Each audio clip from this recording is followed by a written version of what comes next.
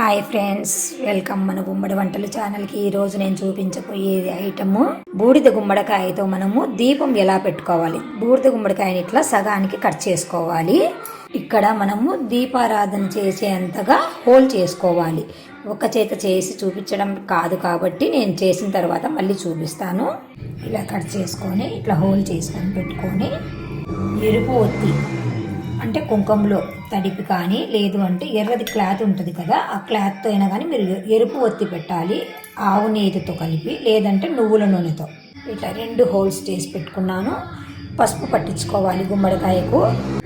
ఇట్లా మొత్తం పట్టించాలి, కాయకంతా మొత్తము పట్టించాలి. చుట్టూ గుమ్మడికాయ దీపం మనం ఎక్కడ పెట్టాలనుకుంటామో అక్కడ పసుపుతో అలికి మనం దేవునింట్లో ప్లేస్ ఉంటే దేవునింట్లో దేవుని గూట్లో అయినా పెట్టుకోవచ్చు, లేదు అంటే గుమ్మానికి అటు ఇటు పెట్టుకోవచ్చు. ఇది అష్టమి రోజు అంటే బహుళ అష్టమి అంటే పౌర్ణమి వెళ్ళాక అష్టమి వస్తుంది కదా, ఆ అష్టమికి పెట్టుకోవాలి. కాలభైరవ అష్టమి అంటారు. లేదు అంటే అమావాస్య రోజు కూడా పెట్టుకోవచ్చు. మనకి ఏమైనా నరదిష్టి ఉన్నా నెగటివ్ ఎనర్జీస్ ఉన్నా కూడా అన్నీ ఈ గుమ్మడికాయ దీపం పెట్టడం వల్ల వెళ్ళిపోతాయి. ప్రతి నెల పెట్టుకోవచ్చు వీలైతే, లేదు అంటే 5 నెలలు పెట్టుకోవచ్చు, లేదా 9 పెట్టుకోవచ్చు. మన ఇష్టం అండి, ఎలాగైనా పెట్టుకోవచ్చు. అమావాస్య రోజు కానీ అష్టమి రోజు కానీ పెట్టుకోవాలి. తప్పకుండా ఈ పరిహారాన్ని మీరు చిన్నదే కదండి చేసుకోండి ఫ్రెండ్స్. ఇలా అలికిన తర్వాత బియ్యం పిండితో అష్టదళ పాదపద్మం ముగ్గు వేయాలి, లేదు అంటే నక్షత్రం ముగ్గు అయినా వేసుకోవచ్చు. పసుపు కుంకుమ వేసుకోవాలి. ఇలాగే 2 వైపులా వేసుకోవాలి. తీసుకొని కల్లులుప్పును ఇలా వేసుకొని ఇందులో నవధాన్యాలు గోధుమలు, వడ్లు, కందులు, పెసులు, శనగలు, ఉలవలు, అలసందలు, మినుములు, నువ్వులు అన్నీ ఇలా వేసుకొని సేమ్ ఇప్పుడు ఎలా చేసామో ఇంకొకటి కూడా ఇట్లాగే సెట్ చేసుకోవాలి. ఎర్రటి వస్త్రం తీసుకొని దానిని ఒత్తిలాగా తయారు చేసుకోవాలి. ఇక్కడ చిన్న చిన్న పీసెస్గా కట్ చేసుకొని ఇక్కడ దారంతో ముడి వేసుకోవాలి. ఇలాగ ముడి వేసుకుంటే ఇక్కడ మనం వెలిగించడానికి బాగుంటుంది. ఇది కుదురు ఇలా కూర్చోవడానికి బాగుంటుంది. ఆవు నెయ్యి తీసుకొని ఈ హోల్లో వేసుకోవాలి. ఇలా ఈ ఒత్తిని బాగా నేతిలో ఇట్లా ముంచేసి తడిపేసి బాగా ఇట్లా పెట్టుకోవాలి. మన ఇంటికి ఏమన్నా నెగటివ్ ఎనర్జీ ఉంటే వెళ్ళిపోతుంది.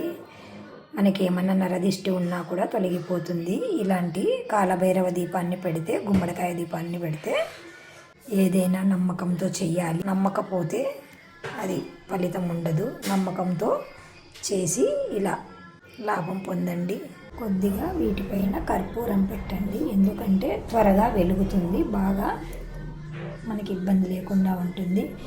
ఇలా పరిహారాలు చిన్న చిన్న పరిహారాలు చేసుకొని నెగటివ్ ఎనర్జీని అంతా పోగొట్టుకొని ఆయురారోగ్యాలతో అందరూ సంతోషాలతో ఉండాలని ఆ కాలభైరవుని కోరుకుంటున్నాను. పసుపు కుంకుమ బొట్లు పెట్టుకోవాలండి.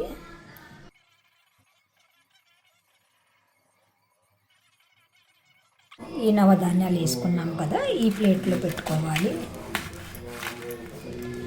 ఇలా 2 ప్లేట్లను సిద్ధం చేసుకోవాలి. 2 ప్లేట్లలో ఇలా పెట్టుకోవాలి. వీటిని వెలిగించిన తర్వాత కాలభైరవ అష్టకము చదువుకోవాలి. చదవడం రాకపోతే కనీసం విననైనా వినండి, చాలా మంచిది. అష్టమి రోజు కానీ అమావాస్య రోజు కానీ చెయ్యండి ఈ పరిహారాన్ని. తర్వాత ఈ దీపం కొండెక్కిన తర్వాత పారే నీళ్ళల్లో వదిలిపెట్టండి, నిమజ్జనం చేయండి. 2 ఎండు ఖర్జూరాలను నైవేద్యంగా పెట్టాలి. మీ మనసులో ఏదైనా కోరిక ఉంటే తలుచుకొని ఈ దీపం వెలిగిస్తే ఆ కోరిక నెరవేరుతుందని పురాణాలు చెబుతున్నాయి. మీ మనసులో ఏదైనా సంకల్పం చెప్పుకొని మనస్ఫూర్తిగా వెలిగించండి. నాకు ఈరోజు కొద్దిగా లేట్ అయింది. 4:30 నుంచి 6 లోపల వెలిగిస్తే చాలా మంచిదండి. కాలభైరవాయ నమః. కాలభైరవాయ నమః, కాలభైరవాయ నమః, కాలభైరవాయ నమః.